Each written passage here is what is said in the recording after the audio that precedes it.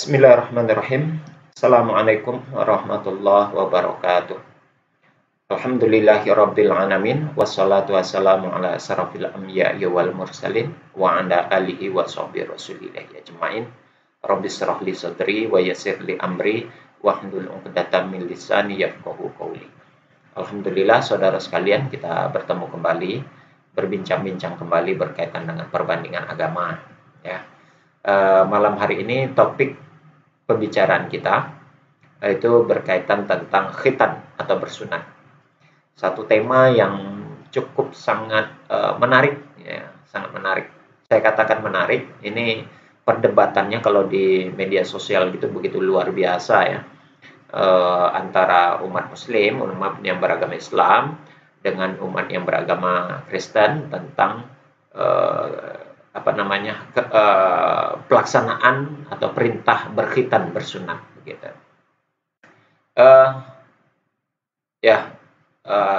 Yang Islam begitu menekankan, menjelaskan tentang ayat-ayat perintah bersunat di dalam Alkitab, karena memang mereka tidak melakukan hal itu sebagian besar, ya, umat Kristen. Dan sebaliknya, lucunya umat Kristen justru membalik, menyerang begitu. Serangannya apa? Lucu umat Islam itu, dia melaksanakan khitan pada perintah khitan tidak ada di dalam Al-Qur'an. Nah, begitu. Ya. Ini menarik untuk dibicarakan dan untuk dibincangkan saudara sekalian. Kenapa saya katakan menarik? Perlu saya jelaskan terlebih dahulu bahwasanya di Islam itu sumber hukumnya tidak Al-Qur'an saja, saudara. Ya. Tidak seperti di Kristen yang memiliki sumber hukum full seutuhnya ada di dalam Alkitab. Sementara di dalam Islam kita punya sumber hukum Al-Qur'an, ada hadis, ada ijtima atau ijma. Nah, ini nanti terpecah ini, ijma ini ada kias, ada istihsan, ada juga qaul sahabi, ada juga syahadu zara'i, ada juga urf, ada maslahat mursal, ada maslahat mursaleh. Nah, itu ya. Dan syariat-syariat umat terdahulu. Nah, itu semua jadi sumber hukum Islam, ya, begitu ya. Bukan menjiplak, tapi Islam dikatakan musaddiqon lima, Al-Qur'an dikatakan musaddiqon lima baina yadayhi wa anzala Taurata wal Injil. Al-Qur'an sebagai sumber hukum Islam itu merangkum seluruh ajaran-ajaran para nabi sebelumnya. Nah, salah satunya ada tentang khitan tentunya nanti, ya. Saudara sekalian, berkaitan dengan khitan ini, kalau dikatakan tidak ada sumber hukumnya di dalam Al-Quran, saya tidak menyatakan itu salah. Memang benar. Tidak ada pernyataan secara resmi, perintah secara langsung tentang berkhitan di dalam Al-Quran, itu tidak salah. Tapi jangan bodoh, sekali lagi. Sumber hukum Islam itu bukan Al-Quran saja. Ya, kami di umat Islam tidak hanya berpaku kepada Al-Quran saja. Ada hadis yang menjelaskan, ya, dan ada syariat umat-umat terdahulu yang harus kami ikuti, begitu. Lain halnya dengan Kristen hanya berpatokan kepada Alkitab, ya. Ini ironinya, justru ada perintah berkhitan di dalam Alkitab, saudara-saudara yang beragama Kristen justru tidak melaksanakannya. Nah, kan justru lucu ini, ya. Kita di Islam dipersoalkan untuk itu, sementara kita punya dalil dan punya dasar. Baik, kita mungkin bermula dari beberapa ayat Allah berkaitan dengan kaitan umat Islam dengan bapaknya para nabi, yakni Nabi Ibrahim. Di dalam surat Ali Imran ayat 69 dikatakan, Bismillahirrahmanirrahim, Inna awalan nas bi Ibrahima lalladzina taba'uhu wa hadan nabiyyu walladzina amanu wallahu waliyul mu'minin. Sesungguhnya orang yang paling dekat kepada Ibrahim ialah orang-orang yang mengikutinya. Nah, ingat, Nabi Ibrahim itu adalah bapaknya para nabi. Jadi orang-orang yang mengikutinya itu adalah orang-orang yang paling dekat dengan Ibrahim. Dan Muhammad ini dan Nabi ini beserta orang-orang yang beriman, ya, kepada Muhammad, dan Allah adalah pelindung semua orang yang beriman. Kemudian dalam surat Al-Baqarah ayat 124 dikatakan, Bismillahirrahmanirrahim. Wa izib tala Ibrahim rabbuhu bikalimatin fa'atammahunna qala inni ja'ilu kalinnas imaman qala wa min zurriyati qala la yanalu ahdi zalimin. Dan ingatlah ketika Ibrahim diuji Rabb-nya oleh Allah dengan beberapa kalimat perintah dan larangan, tentang perintah dan tentang larangan, lalu Ibrahim menunaikannya. Allah berfirman, sesungguhnya aku akan menjadikanmu imam bagi seluruh manusia. Lalu kata Nabi Ibrahim, saya mohon juga dari keturunanku. Allah berfirman, janjiku ini tidak mengenai kepada orang-orang yang lalim atau orang zalim. Al-Baqarah ayat 124. Lanjut kepada surat An-Nahl ayat 123. Bismillahirrahmanirrahim. Tsumma auhayna ilaika anit tabi' millata Ibrahim hanifah wa ma kana minal musyrikin. Kemudian kami wahyukan kepada Nabi Muhammad, ikutilah agama Ibrahim, ya, seorang yang hanif, dan bukanlah dia termasuk orang-orang yang mempersekutukan Tuhan. Ya, An-Nahl. Ingat, ini menjadi satu konteks bahwasanya perintah di dalam Al-Quran untuk mengikuti syariat umat terdahulu. Syariat umat terdahulu. Ini menjadi dalil awal, dalil dasarnya saudara sekalian, yang nanti pada akhirnya jatuh kepada sampai perintah berkhitan. Karena khitan dilakukan oleh Nabi Ibrahim, maka dilakukan pula oleh umatnya Muhammad. Jadi tidak perlu lagi dalil secara real, nanti ada. Ya. Kemudian juga di dalam surat Ali Imran pada ayat 84. Kata Allah, Pak, Bismillahirrahmanirrahim.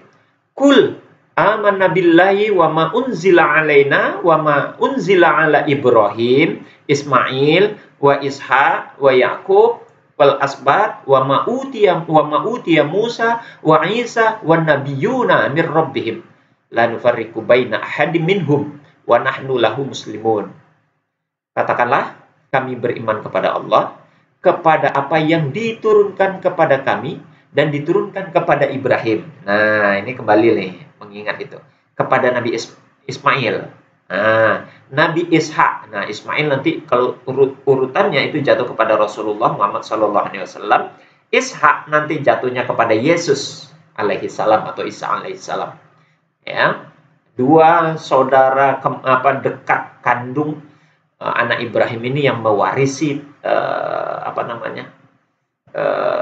mewarisi agama yang dibawa oleh Nabi Ibrahim. Ya, nanti kita lihat benarkah kedua-duanya ini ada membawa tentang khitan, gitu ya. Kemudian Yakub dan anak-anaknya. Nah, dan anak-anaknya, Yakub itu nama lainnya adalah Bani Israel. Gelarnya Nabi Yakub itu adalah Israel.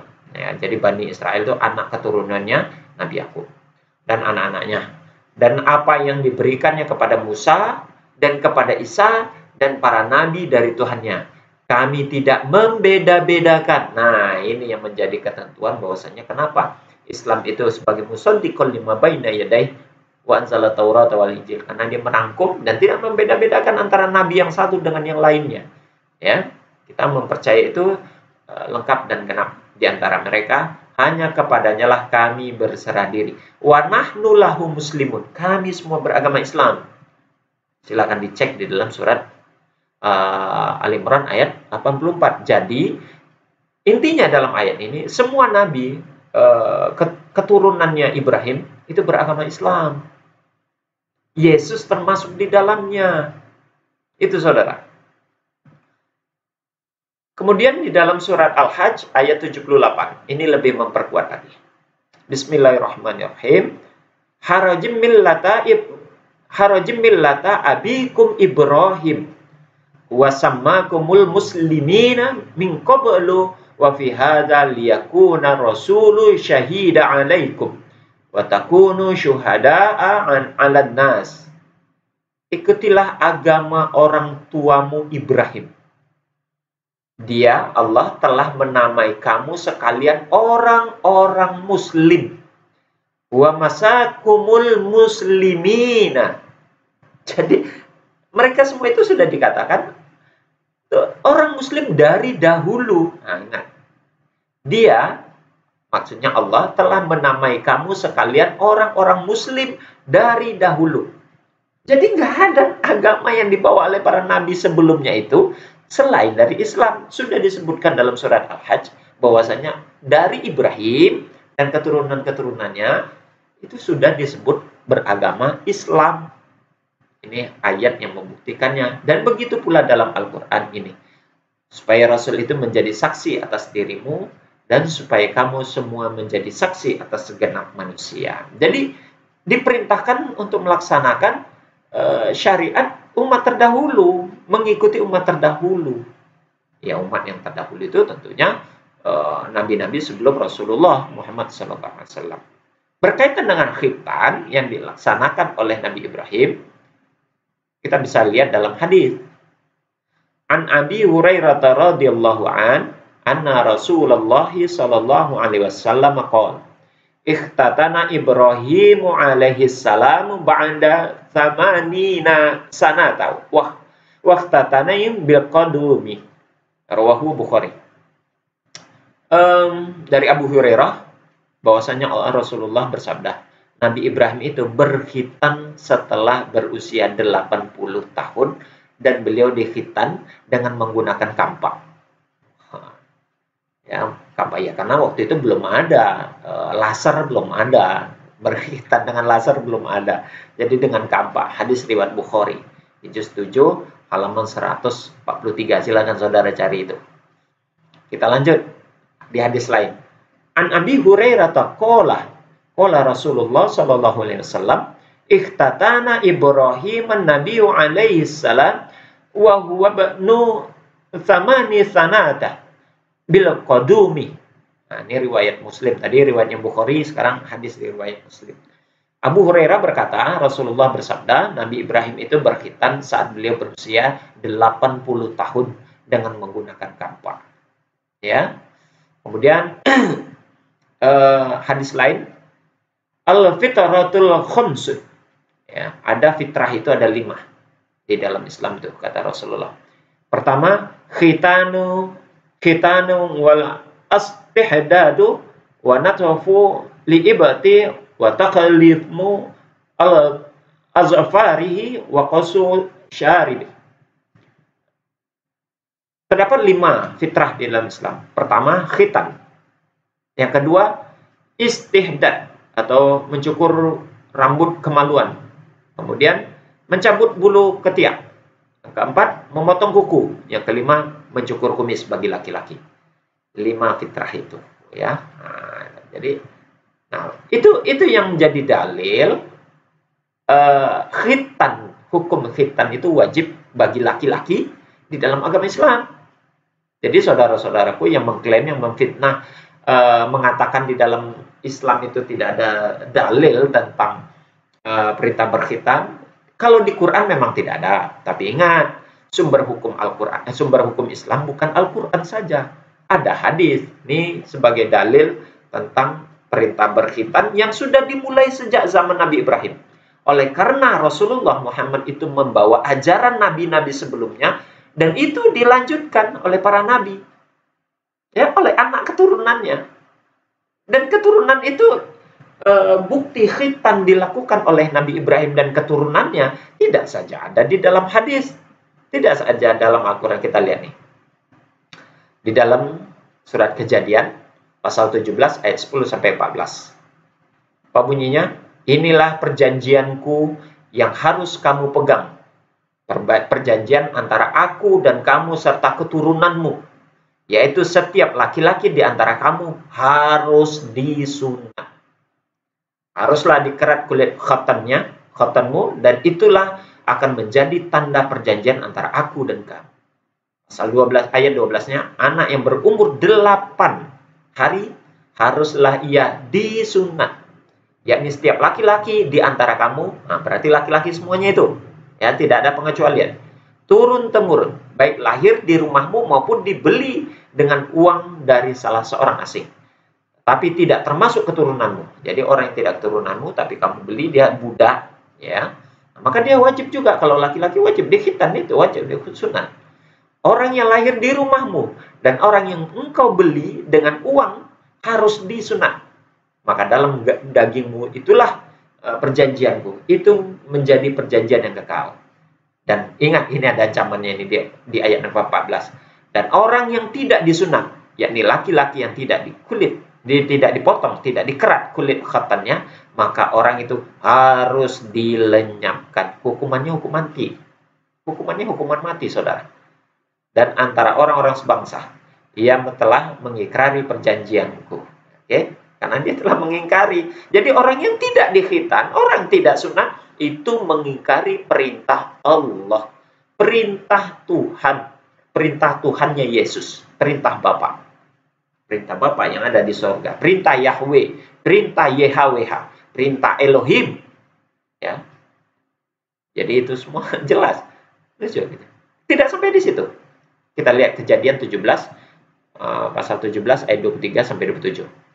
Di 23-nya, setelah itu Abraham atau Ibrahim memanggil Ismail, anaknya dan semua orang yang lahir di rumahnya, juga semua orang yang dibeli dengan uangnya, yakni setiap laki-laki dari sisi rumahnya. Lalu ia bergerak mengerat kulit khitan mereka pada hari itu juga, seperti yang telah difirmankan Allah kepadanya. Abraham berumur 99 tahun ketika dikerat kulit khitannya. Di dalam hadis tadi 80 tahun ya. Nah, ini 99 tahun. Dan Ismail, anaknya berumur 13 tahun ketika dikerat kulit khitannya. Jadi Nabi Ismail umur 18 tahun, 13 tahun sudah dikhitan. Pada hari itu juga Abraham dan Ismail anaknya disunat. Dan semua orang dari isi rumah Abraham, baik lahir di rumahnya maupun yang dibeli dengan uang orang asing, artinya itu budak yang dibelinya, disunat bersama-sama dengan dia. Jelas, saudara. Sangat jelas. Tidak sampai situ saja. Kita buka Kejadian pasal 21 ayat 4. Kemudian Abraham menyunat Ishak.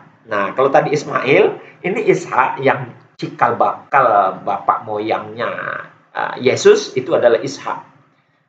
Ya, Ishak anaknya itu kemudian ketika berumur 8 hari, ya, seperti yang diperintahkan Allah kepadanya. Jadi Ishak disunat ketika umur 8 hari. Ishak sekali lagi bapak moyang, ya, nenek moyangnya yang akan melahirkan Yesus. Kejadian pasal 34 ayat 14 sampai 15. Berkatalah mereka kepada kedua orang itu, kami tidak dapat berbuat demikian, memberikan adik kami kepada seorang laki-laki yang tidak disunat, sebab hal itu aib bagi kami. Jadi laki-laki di Kristen tidak disunat itu aib. Hanyalah dengan syarat ini kami dapat menyetujui permintaanmu. Kamu harus sama seperti kami, yaitu setiap laki-laki di antara kamu harus disunat. Lukas pasal 2 ayat 21. Ya, kalau tadi di perjanjian lama, kita lihat di perjanjian baru. Dan ketika genap 8 hari, dan ia haruslah harus disunatkan. Ia diberi nama Yesus. Jadi Yesus, bayangkan saudara, apa yang terbesit dalam benak kita? Ternyata Tuhannya disunat. Yesus disunat. Oke? Lukas pasal 2 ayat 21. Lucu, ternyata Tuhan juga disunat. Ya, Tuhan juga disunat ya. Ya, ini kan luar biasa ini. Nah, ironinya, perjanjian lama, perjanjian baru menyatakan perintah untuk berkhitan. Tiba-tiba kenapa tidak dilaksanakan hal itu oleh sebagian besar oleh umat Kristen? Apa masalahnya? Nih ulahnya Paulus. Penolakan Paulus terhadap khitan.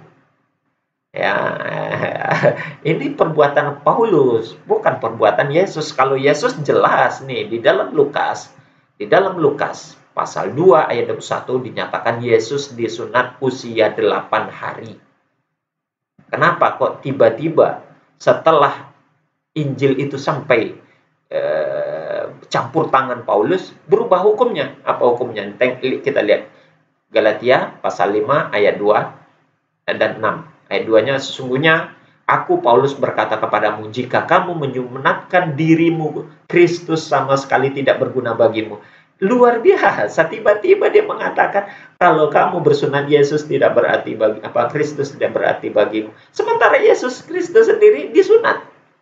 Dia berani-beraninya mengatakan tidak berarti Kristus kalau dia dirinya disunat. Sebab bagi orang yang berada di dalam Kristus Yesus, hal bersunat atau tidak bersunat tidak mempunyai arti, hanya iman yang bekerja oleh kasih.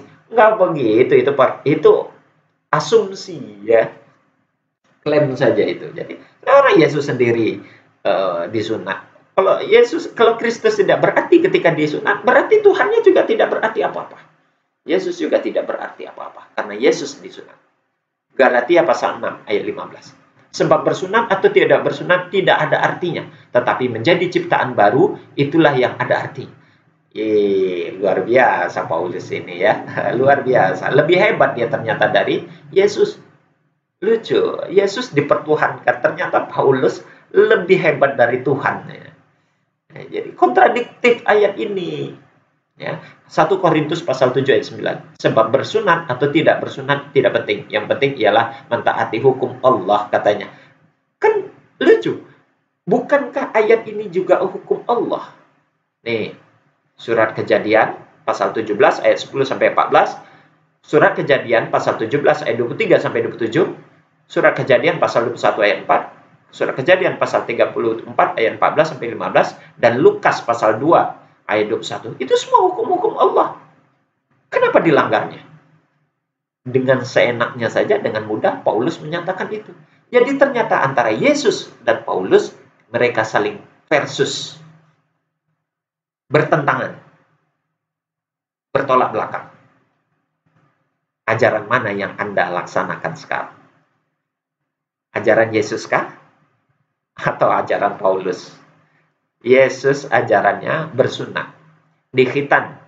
Kalau Paulus tidak dikhitan. Jadi siapa yang saudara atau saudara-saudaraku sekalian yang beragama Kristen yang kalian laksanakan? Ajaran siapa? Mana ayat ini yang benar antara perintah khitan dengan tidak perintah khitan? Mana yang lebih benar? Ajaran Yesus yang benar atau ajaran Paulus? Saya rasa yang lebih jelas, yang lebih benar adalah ajaran Yesus. Ajaran Paulus, ajaran pembohong. Ya, begitu. Inilah yang diingatkan kembali oleh Yesus, ditegur dalam Matius pasal 15 ayat 3. Tetapi jawab Yesus kepada mereka, mengapa kamu pun melanggar perintah Allah demi adat istiadat nenek moyangmu? Melanggar perintah Allah untuk bersunat. Ya. Matius pasal 15 ayat 8 sampai 8, 9 dan 14. Barang bangsa ini memuliakan aku dengan bibirnya, padahal hatinya jauh daripadaku. Percuma mereka beribadah kepadaku, sedangkan ajaran yang mereka ajarkan ialah perintah manusia. Biarkanlah mereka orang buta yang menuntun orang buta. Jika orang buta menuntun orang buta, pasti keduanya jatuh ke dalam lubang kesesatan. Luar biasa ya. Kemudian Matius pasal 7 ayat 21. Bukan setiap orang yang berseru kepadaku, Tuhan, Tuhan yang akan masuk kerajaan surga, melainkan dia yang melakukan kehendak Bapakku di surga. Kehendak Bapak tadi wajib bersunat.